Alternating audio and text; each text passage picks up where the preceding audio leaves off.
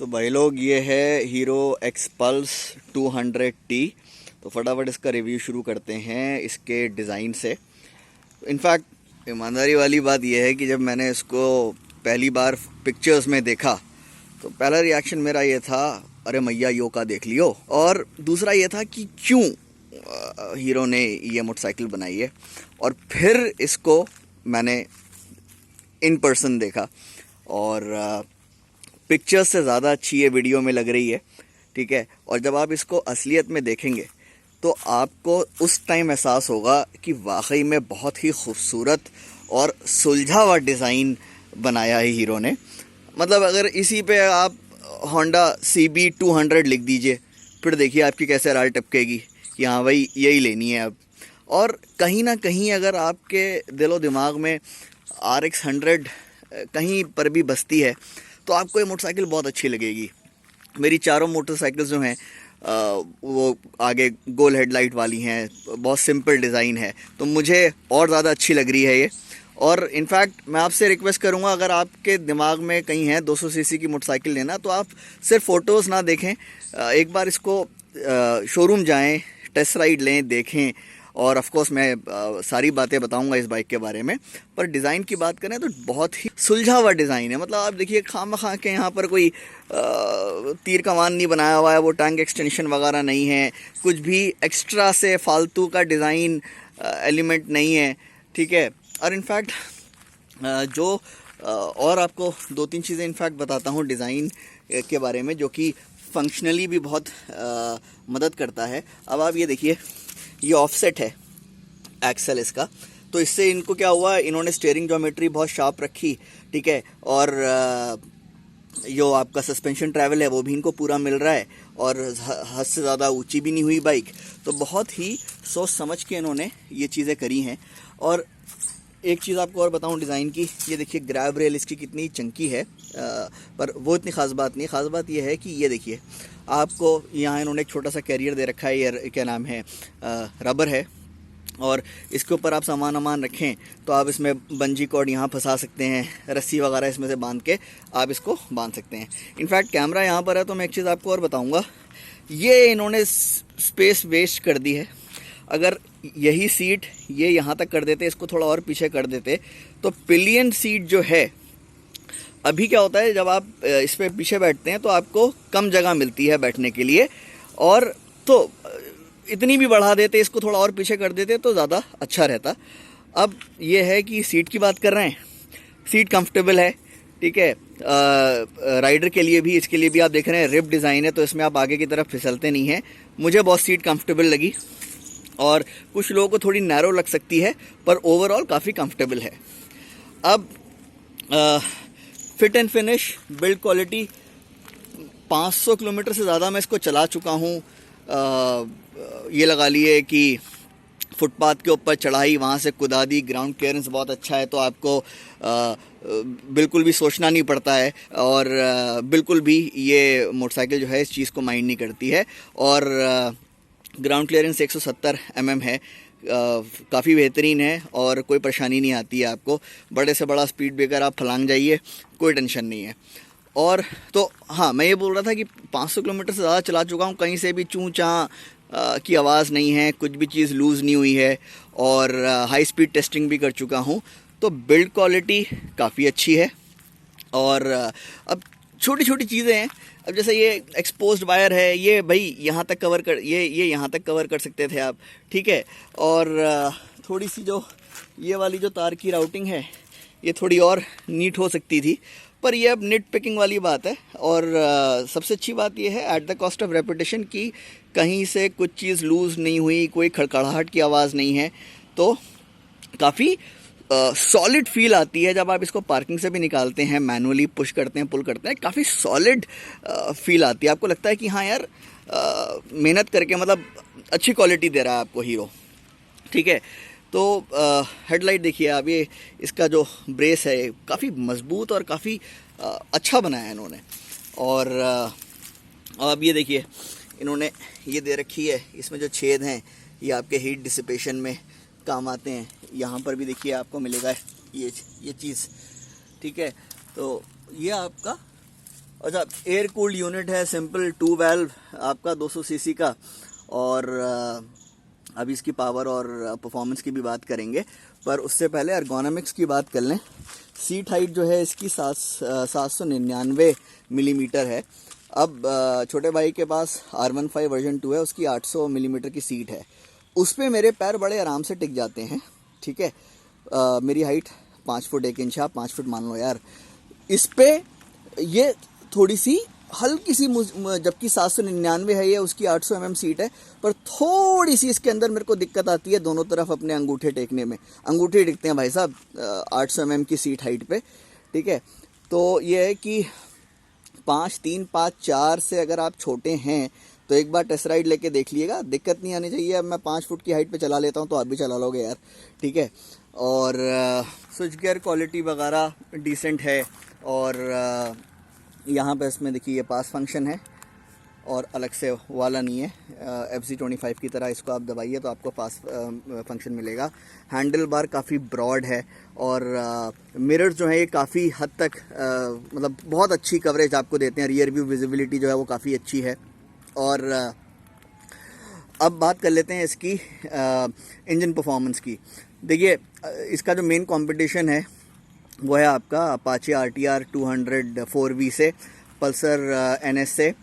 और उन दोनों की परफॉर्मेंस जो है ख़ासतौर से टॉप स्पीड कहीं ज़्यादा अच्छी है। इसकी जो टॉप स्पीड जो मैंने टेस्ट करी स्पीडोमीटर के हिसाब से 119 पे रेव लिमिटर इसने हिट करा, ठीक है।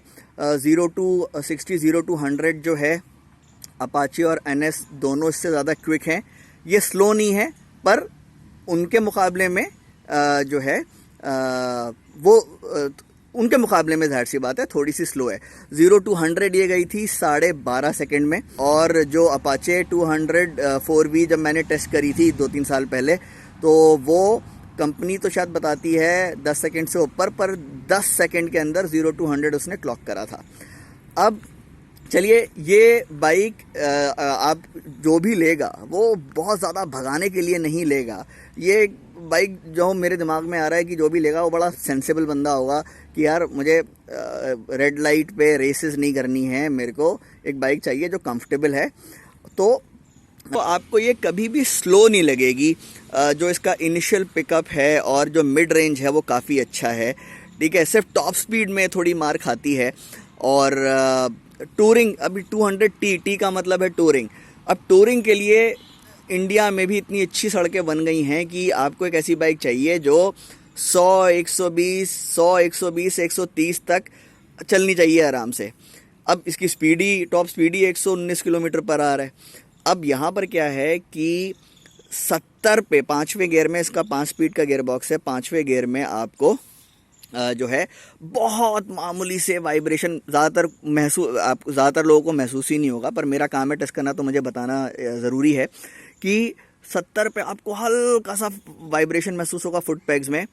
80, 90 पे आपको थोड़े मतलब हर एक जो भी इसका ओनर है उसको वाइब्रेशन महसूस होंगे फुट पैग्स में।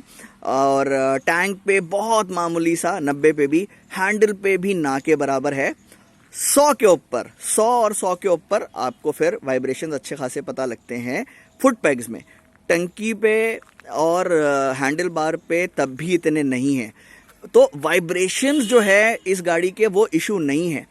टूरिंग के लिहाज से क्या चीज़ इशू है कि 100 और 100 के ऊपर बहुत काफ़ी स्ट्रेस्ड साउंड करता है, ठीक है, कि जैसे बहुत मेहनत करनी पड़ रही हो। तो अगर आप टूरिंग करिए, आपको अगर 70, 80, 90 पे आप चल सकते हैं हाईवेज पे, आपको लगता है कि 80-90 जो है आपकी स्पीड है जो कि करी जा सकती है, ठीक है, तो ये बहुत आपको कंफर्टेबल रहेगी। उससे ऊपर आपको होगा नहीं यार मैं 80-90 पे ही चलाऊं। और 80-90 पे आप टूरिंग करिए, आप कर सकते हैं, तो आपके लिए भाई आप ये जो 200T है, तो T जो है टूरिंग के लिए हो सकता है, 80-90 पे आप चलाइए। और राइड क्वालिटी साहब इसकी बेहतरीन है, बेहतरीन राइड क्वालिटी है। अब ये एक चीज़ बोलना चाहूँगा कि अपाचे 200 4V की इससे 21 है राइड क्वालिटी, ठीक है। तो अगर पर इसकी अपने आप में बहुत अच्छी राइड क्वालिटी है। और छोटे मोटे गड्ढे तो आपको मतलब ये है कि उस पर से ग्लाइड कर जाती है, तैर जाती है बिल्कुल। और हैंडलिंग बहुत अच्छी है। हैंडलिंग बहुत अच्छी है, मतलब आपको मज़ा आएगा चलाने में इसको। और सीट कंफर्ट के बारे में आपको मैं बता ही चुका हूँ, ठीक है। दूसरी चीज़ जो है फ्यूल एफिशिएंसी के बारे में भी बात करेंगे। टायर ग्रिप जो है काफ़ी अच्छी है, और ब्रेकिंग परफॉर्मेंस जो है वो बस औसत दर्जे की समझ लीजिए। सब अपने से मतलब अपाची का 270 mm का फ्रंट डिस्क है, इसका 276 mm का है, पर जो ब्रेकिंग पावर जो है वो इतनी कोई ख़ास नहीं है। मतलब अगर मैं कहूँ कि अपाचे 200 4V के मुकाबले में अगर मैं उसको 10 में से 8 दूंगा तो इसको मैं 10 में से 7 दूंगा। और फील तो मतलब बिल्कुल ही नहीं है लीवर के अंदर। थैंकफुली ABS है, तो वही है कि आपने इसको पूरा दबा दिया और टायर जो है लॉक होने वाला होगा तो उस टाइम पे ABS किक इन कर जाएगा। और सिंगल चैनल ABS है, तो यानी कि सिर्फ फ्रंट टायर में ABS है, पर ABS है, ये अच्छी बात है। अब इसकी बात करते हैं। इनफैक्ट आपको हेडलाइट के बारे में बताता हूँ। हेडलाइट जो है पूरी LED है, टेल लाइट भी पूरी LED है। हेडलाइट की परफॉर्मेंस भी कोई इतनी ख़ास नहीं है, काम चलाऊ है, ठीक है। मतलब बुरी नहीं है, बहुत अच्छी नहीं है, ठीक ठाक है बस, ठीक है।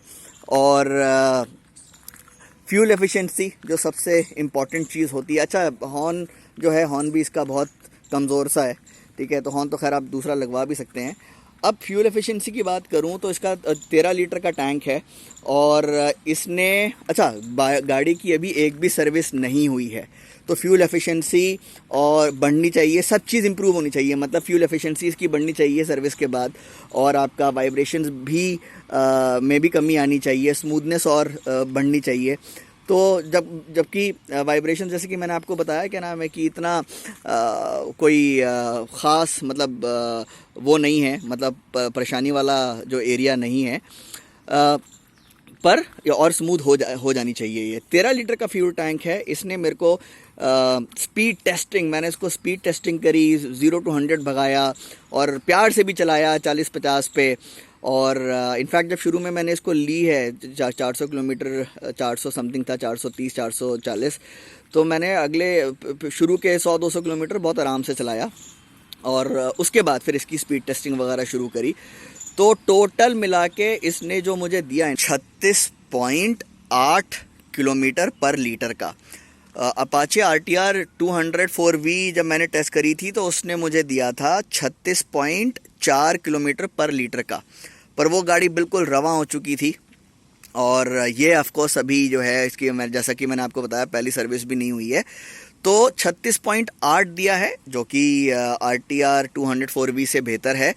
आप ये मान के चलिए कि आप को 38-40 भी देगी है, और क्या पता आपको 40 से ऊपर भी निकाल दे अगर आप इसको प्यार से चलाते हैं।